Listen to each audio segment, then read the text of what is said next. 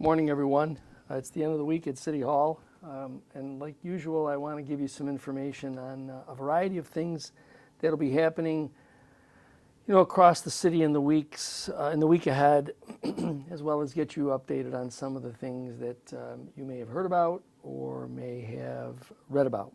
A couple of things that are happening. Let me first give you a rundown of a few things. First, let's congratulate SUNY Niagara's Matt Barr. He plays for the baseball team at SUNY Niagara, as well as the Niagara Falls Americans. And he recently was drafted in Major League Baseball's collegiate draft this past week or so. So congratulations to him. We wish him all the best. I mean, I know that he's got a few steps left in front of him before, we get to see him perhaps standing on a mound in the major leagues, but it's a great step forward. Congratulations to him. Congratulations to the program, too, at SUNY Niagara to be able to get their players that kind of recognition. So again, speaking of the Niagara Falls Americans, check their schedule out. They're in the playoff hunt right now. Still just a few games. They've been bouncing in and out of first place, so they've been between first and second over the course of the last several weeks. So please, if you can, get out there and give them your support. Also, this coming week, again, at the main library auditorium, there's going to be a film on Tuesday, July 23rd at 2:30 in the afternoon. The film is a family film. It's called Minecraft. So if you are interested in going out to the main library, that's at 2:30 this coming Tuesday. Again, there's music all over the place here in the city. You have concerts at Gill Creek on Wednesday evening. They generally start around 6:30. So please get on out to Gill Creek if you want to hear some great live music. Then, of course, on Thursdays, we have Food Truck Thursdays, which have been very successful these first 4 weeks. So get on out there on Thursday, July 24th. Again, there'll be some great food, some great entertainment that is from 11 until 1:30 out at the train station. Also, in the evening, 7 to 9, at Columbus Square Park, also concerts, free concerts, sponsored by the Pine Avenue Redevelopment Project. So get on out there on Thursday evening. Coming up, we also have our concert series on Old Falls Street. And Friday on Old Falls Street, there will again be concert that evening. Again, starting around 7 p.m. down on Old Falls Street. You'll see some great entertainment. Of course, there's food and beverage opportunities out there as well. So Wednesday, Thursday, and Friday, all throughout the summer, you can enjoy live concerts, either at Gill Creek, Columbus Square Park, or down on Old Falls Street.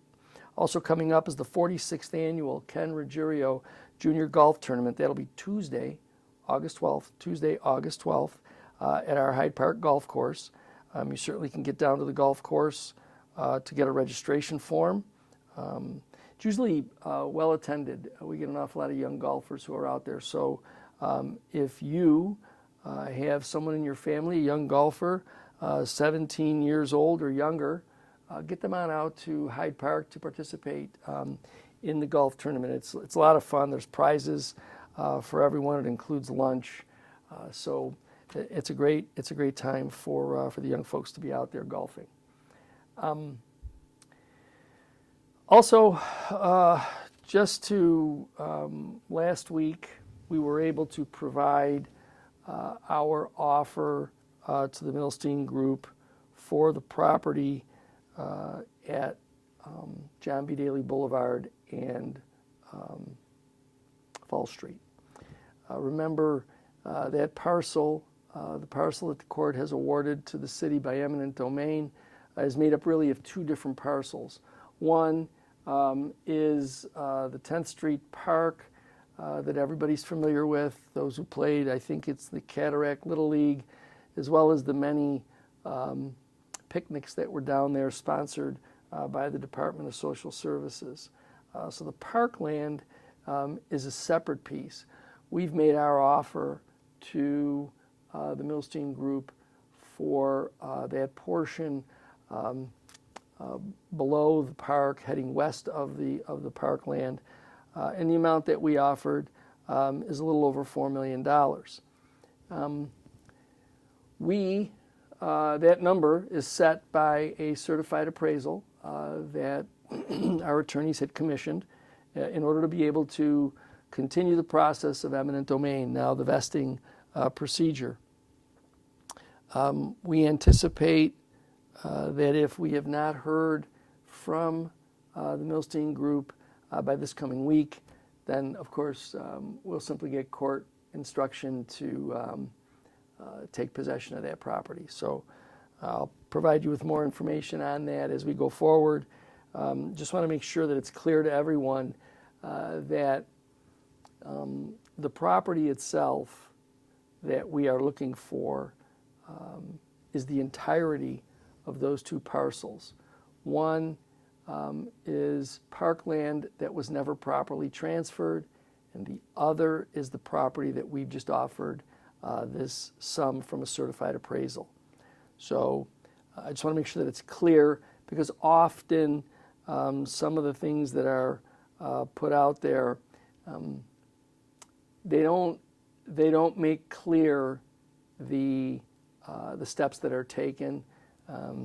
They sort of misguide, perhaps from a lack of understanding, whatever it might be. But in any event, we're continuing to move forward as directed by the law in order to be able to take the property that the court awarded to the city. We had a very exciting opportunity to meet with some of the area chambers of commerce who have been interested in hearing about the project because the project really presents a regional opportunity for communities in Western New York. We know what this event center and park can provide, not only for locals as well as guests that come here, but also for the entire region. So we were happy to have that opportunity, and quite frankly, we're well received by the groups. So the weather, again, has been pretty intense the last couple of days, and I hope that you survived all of that heat. It's going to get a little better as we move forward. We're hoping that just as the city has taken about the business of maintaining the properties that it has, that those people that are out there who own properties will do the same.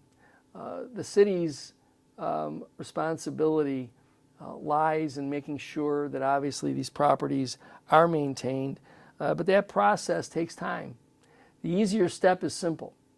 Just maintain the property, keep it clean, cut the grass. Those are simple things that can be done. And by the way, that responsibility extends all the way into what is often called the margin, or that area between the sidewalk and the street.